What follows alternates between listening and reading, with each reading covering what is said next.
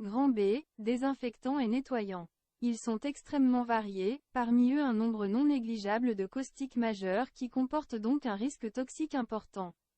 Les produits à visée grand public sont principalement à base d'eau de javel, de chloroisocyanurate qui relargue du chlore et, plus rarement des tensioactifs cationiques parfois associés à des alcools.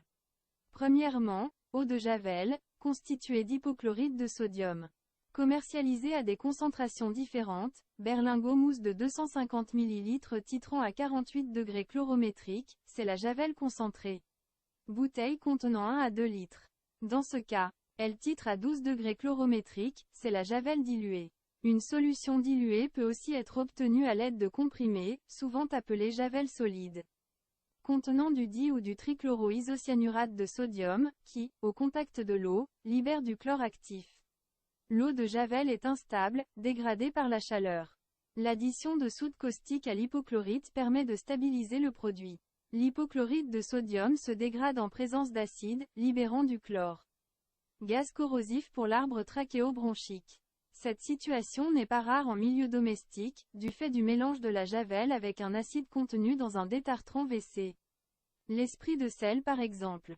Symptomatologie et prise en charge. Cas de l'eau de javel diluée.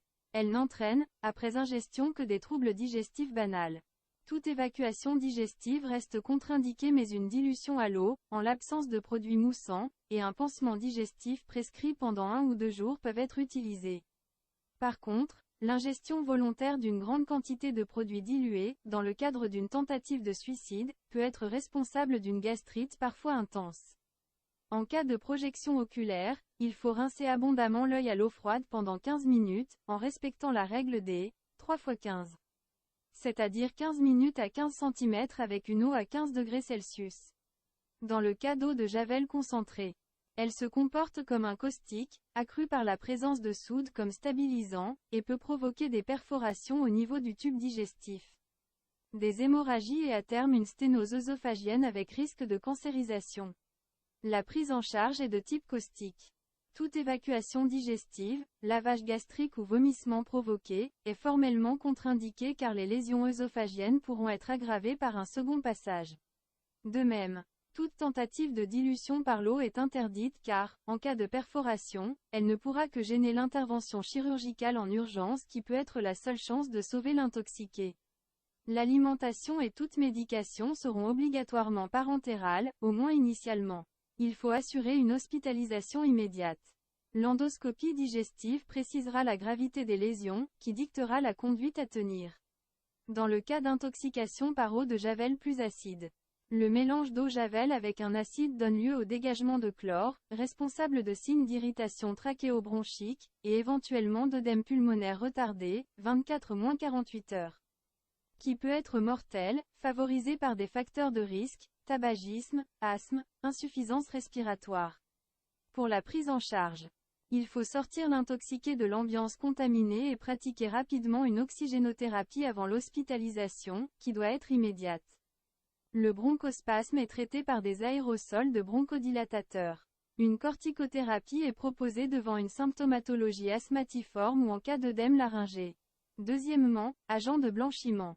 Constitué par des borates, perborates de sodium, fortement concentrés. Le risque est non seulement caustique, mais aussi systémique.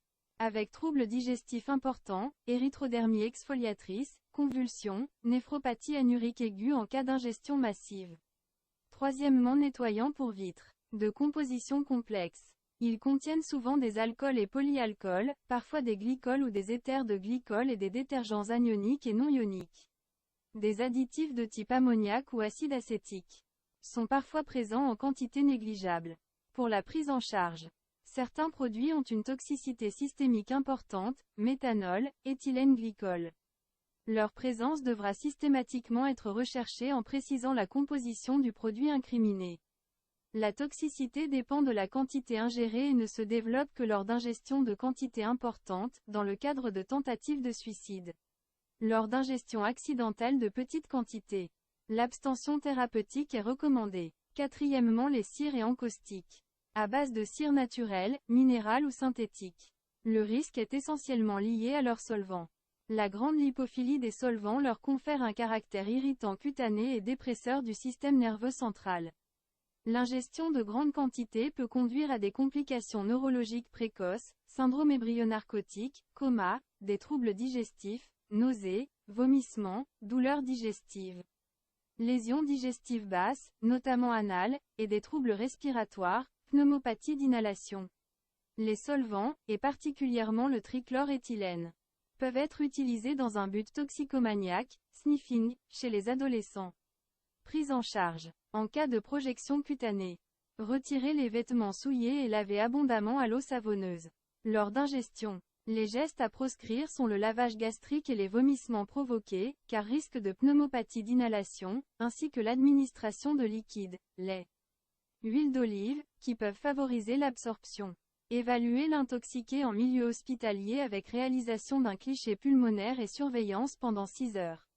En l'absence de symptômes, un retour à domicile est possible avec réalisation d'une radiographie pulmonaire de contrôle après un délai de 48 heures, et alimentation sans graisse pendant 2 jours. En cas d'aggravation, le traitement est symptomatique. Grand C, produits décapants et détachants. Premièrement, produits pour métaux, argenterie, cuivre, ont une composition extrêmement variable. Certains ne sont que des détergents courants en solution dans l'eau. D'autres contiennent des abrasifs non toxiques, un solvant, généralement du white spirit. D'autres, enfin, contiennent de méthanol, de l'acide phosphorique, de l'HF, etc. La conduite à tenir repose sur la composition, qui doit systématiquement être précisée, et la concentration en PA. Deuxièmement, décapants pour four sont généralement des caustiques majeurs à base de Na, OH concentré et de détergents. Prise en charge. La prise en charge est de type caustique.